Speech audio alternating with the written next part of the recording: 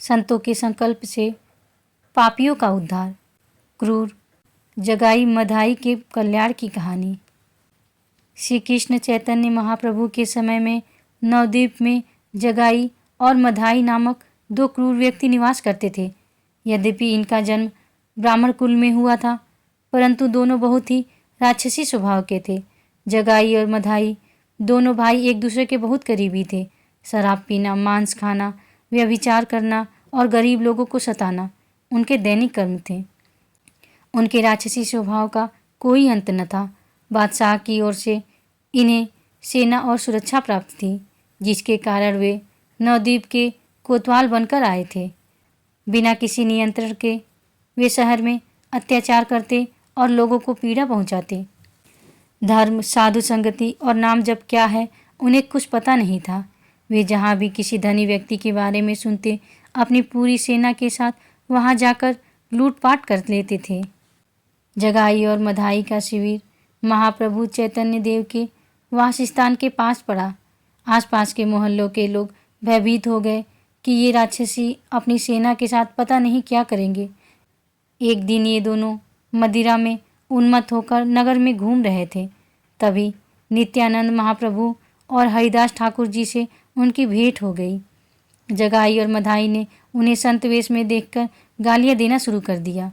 नित्यानंद महाप्रभु ने लोगों से पूछा, यह कौन लोग हैं जो संत वेश को देखकर गालियां दे रहे हैं?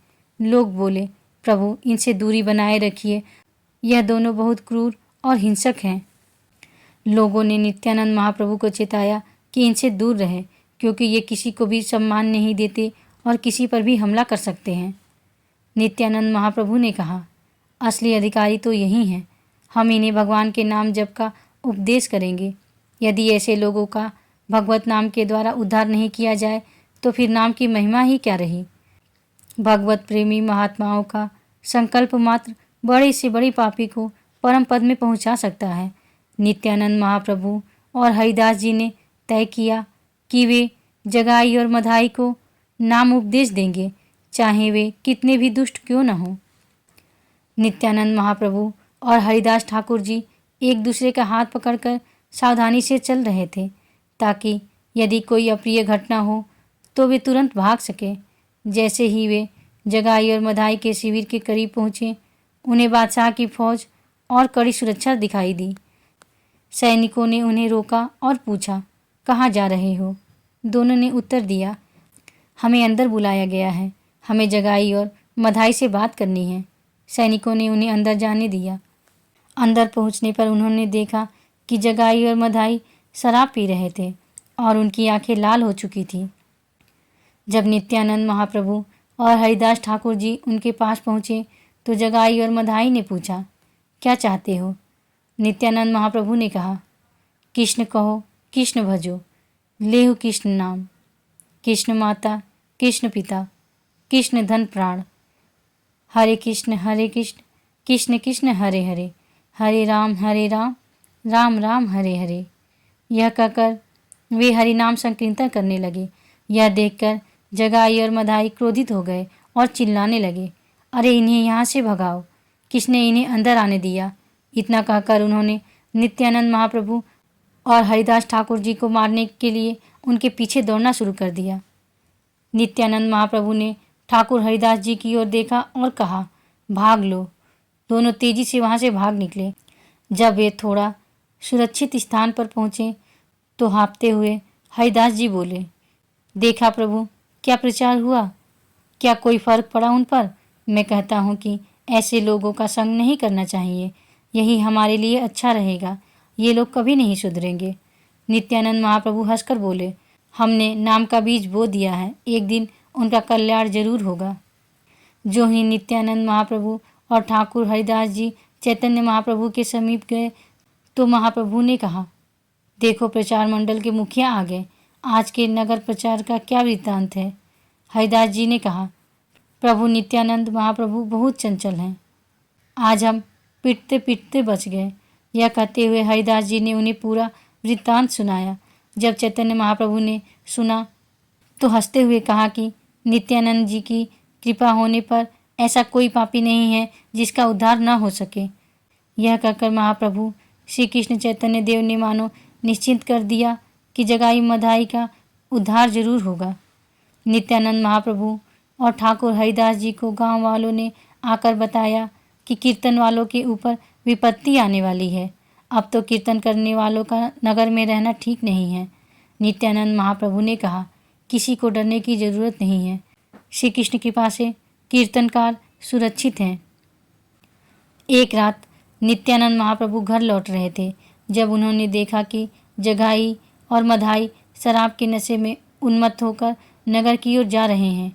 महाप्रभु ने जोर से पुकारा, कृष्ण कृष्ण, मानो उन्हें चिढ़ा रहे हों। मधाई ने गुस्से में पूछा, कौन गा रहा है? कौन मुझसे नहीं डरता? नित्यानंद महाप्रभु ने उत्तर दिया, तुझसे क्यों डरे? क्या है तुझमें जो मैं डरूं?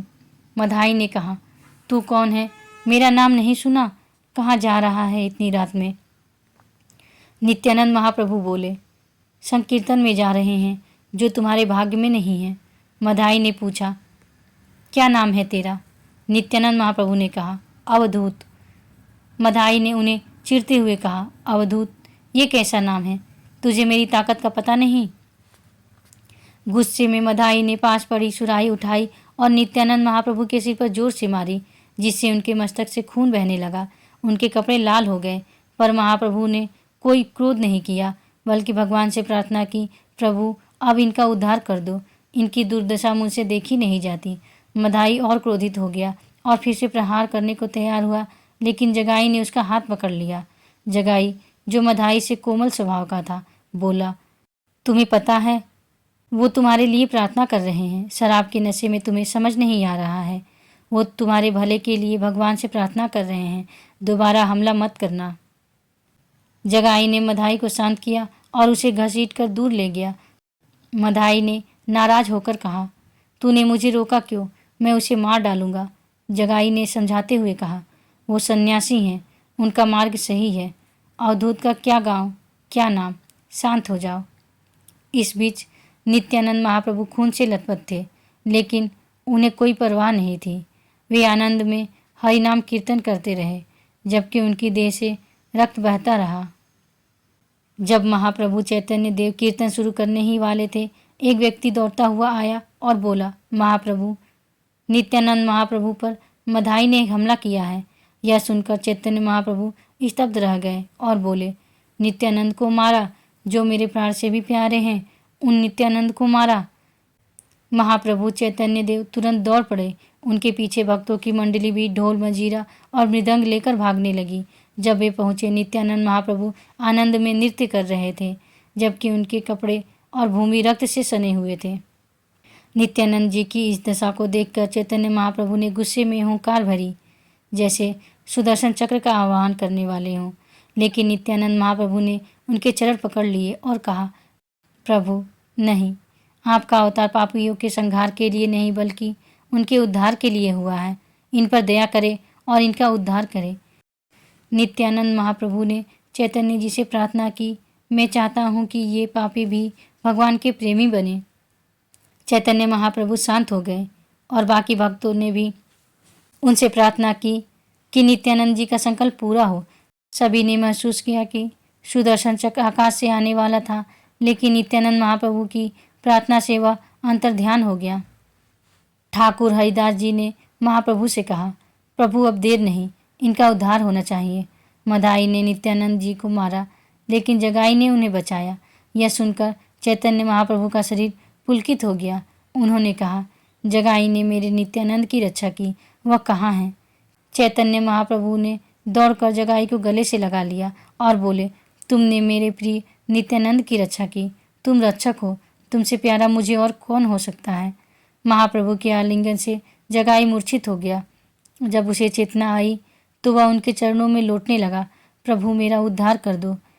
महाप्रभु के आलिंगन से उसके पाप नष्ट हो गए और वह रोने लगा, प्रभु यदि आप मुझ पर प्रसन्न हैं तो मेरे भाई मधाई पर भी कृपा करें, उसके अपराध को क्षमा करें। मधाई कांपने लगा, उसे ग्लानि हुई कि उसने महापुरुषों पर प्रहार किया। सोचते सोचते वह गिर पड़ा और चैतन्य महाप्रभु के चरण पकड़कर बोला, प्रभु मैं भी पापी हूँ, मुझ पर भी कृपा करो। दोनों भाई बार बार उनके चरणों में लौटने लगे। पूरा नगर उन राक्षसों को इस दशा में देखकर अचंभित था। यह सब महाप्रभु चैतन्य देव की कृपा का स्वरूप था। महाप्रभु ने रोते हुए कहा, मदाई, मैं तुम्हें क्षमा नहीं कर सकता क्योंकि तुमने नित्यानंद महाप्रभु पर प्रहार किया है। यदि वे तुम्हें क्षमा कर दे तो मैं भी तुम्हें क्षमा कर दूंगा। मदाई भागकर नित्यानंद महाप्रभु के चरणों में गिर पड़ा और रोने लगा। नित्यानंद महाप्रभु ने कहा, भैया, मैंने तो तुम्हारे अपराध को माना ही नहीं। जब मदाई जोर से रोने लगा तो नित्यानंद महाप्रभु ने उसे गले से लगा लिया। फिर नित्यानंद महाप्रभु ने इशारा किया और मदाई चैतन्य महाप्रभु के चरणों में गिर पड़ा। चैतन्य महाप्रभु ने नित्यानंद जी का इशारा समझकर मदाई को गले लगाया और कहा, नित्यानंद, तुमने जगाई और मदाई का उद्धार कर दिया। मैं आज इन्हें अभय प्रदान करता हूँ। अब कोई पाप इन्हें स्पर्श नहीं करेगा। नित्यानंद महाप्रभु ने कहा, प्रभु, यह आपका प्रताप है, यह आपकी कृपा है कि आप सदैव अपने जनों को श्रेय देते हैं। चैतन्य महाप्रभु ने दोनों भाइयों को गले लगाया और कहा, आज मैं तुम्हें समस्त पुण्य प्रदान करता हूँ और महाभागवत की पदवी देता हूँ। अब तुम पूर्ण पाप रहित हो गए। जगाई और मदाई फिर उनके चरणों में गिरते रहे और उनका हृदय निर्मल होता चला गया। महाप्रभु का प्रभाव और ऐसे राक्षसों का उद्धार देखकर पूरा नगर आनंदित हो गया। बड़े जोर से मृदंग और ढोल बजते हुए भगवान के नाम का कीर्तन हुआ। चैतन्य महाप्रभु ने जगाई मदाई से कहा, तुम दोनों गंगा की धारा में खड़े हो जाओ। गंगा जल उठाकर कहो, आज तक जीवन में जो पाप किए हैं मैं उन्हें आपको प्रदान करता हूँ। दोनों ने गंगा जल फेंक दिया और बोले, नहीं, मुझे दंड मिले, मैं पापी हूँ, मुझे दंड मिले। बस इतनी कृपा बहुत है कि आप शांत हैं। मैं जीवन भर नाम जप करूँगा और आपकी शरण में रहूँगा, लेकिन मैं अपने पाप आपको नहीं दे सकता। महाप्रभु ने कहा, हमारे आदेश का पालन करो। सभी भक्तों ने भी कहा कि उन्हें चैतन्य महाप्रभु के आदेश का पालन करना चाहिए। चैतन्य महाप्रभु ने गंगा जल लेकर संकल्प किया कि इन्होंने जो आज तक पाप किए हैं वे सब मुझे प्रदान करो। चैतन्य महाप्रभु का गौर रंग कुछ क्षण के लिए सांवला हो गया क्योंकि उनके पाप बहुत थे। महाप्रभु ने गंगा में खड़े होकर जगाई और मदाई के सभी पाप ले लिए और उन्हें महाभागवत बना दिया। उनका शेष जीवन अश्रु प्रवाहित करते हुए भगवत नाम जप करते हुए बीता। राधे राधे।